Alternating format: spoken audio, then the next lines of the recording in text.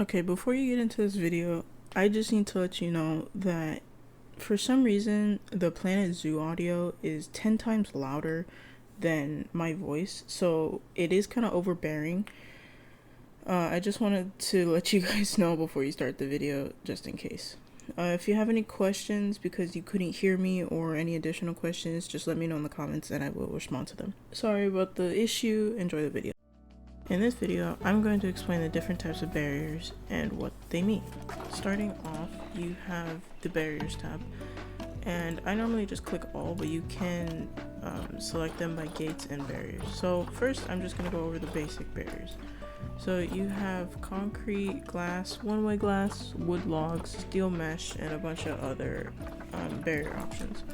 So the difference between them is mainly the grade, the resistance grade, and if it's watertight and climbable. So for example, one of the best barriers in the game is concrete.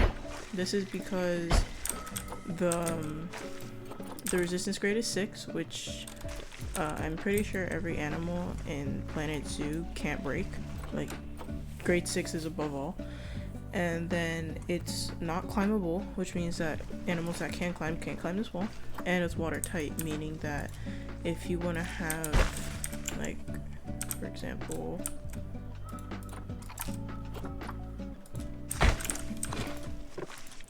if you want to have two barriers side by side using the same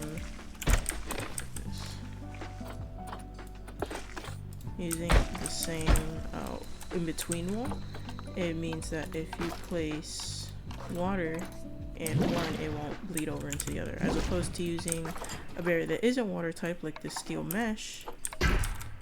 If you were to place water down,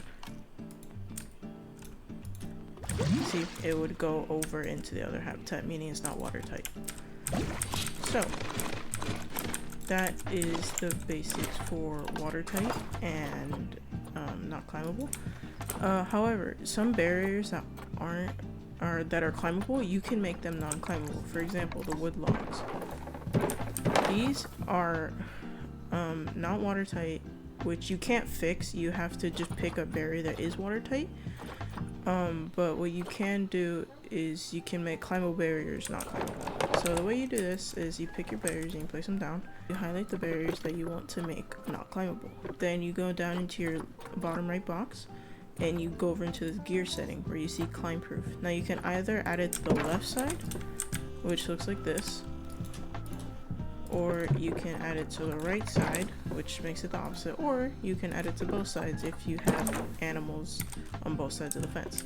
And that's how you make a climbable barrier non-climbable. Next, I'm going to explain the different type of glasses. It's pretty self-explanatory, but I'm just going to explain them just in case. So you have a normal glass barrier, and you have a one-way glass barrier. This is mainly helpful for animals that are stressed out all the time. For example, in the tutorial video, we built this aardvark habitat. These guys get stressed out super easily. So what would be helpful is if you highlighted the main glass barriers, or the viewing parts that you want to make into one-way glass. But see how now it's on the wrong side of the barriers? So you're going to go down to your little gearbox and you're just going to switch it to the other side. So now people can look in, but your aardvarks can't see out, and this will lower their stress level. You can also do this with barriers that you want to make windows in. So for example, you have this wood barrier here. I'm just going to raise it a bit so you can see it better. You highlight them and you go into your bottom right box and you see this window. You can either make it glass and it would be like this, or you can make it one-way glass, and then you can also change the sides of it as well, and you can make it climb proof all at once.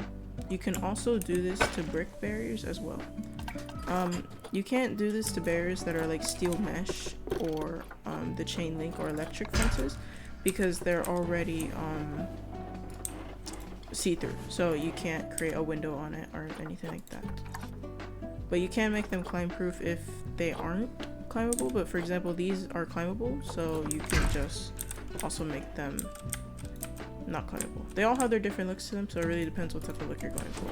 There's also this electric fence, which is a grade 6 while it's powered, but while it's not powered, it's a grade 1, and it does not deteriorate because it is an electric fence. But it isn't watertight, and it's not climbable while it's powered. So it really, and it's semi-transparent. So it really depends on what type of look you're going for. Your guests might complain that they can't really see it well through the fence, but again, it is up to you and how you want to design your zoo. The reason you want to have no barriers is because when there's a spot in a habitat where the animals can't necessarily go through, like a mountain or some rocks, you still need to complete the habitat for it to register as a habitat. So that's where these no barriers come in. As for the gates, there are multiple types of gates. So for example, these are the regular habitat gates. This one is a regular metal gate. This one is a wooden gate. Then you also have a glass gate. So it really depends on the type of look you're going for, but these all have the same function. And these are track airlock gates. You have a regular one, a wooden one, and a glass one.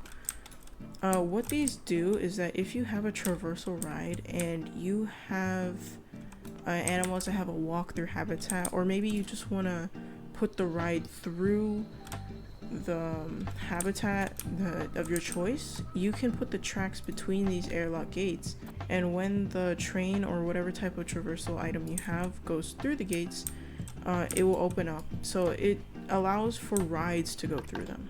I'll show you a quick example. Click play and it's in testing. You can see that it built the track through the airlock gates, so when the ride approaches it, the airlocks will open up and allow the ride to go through.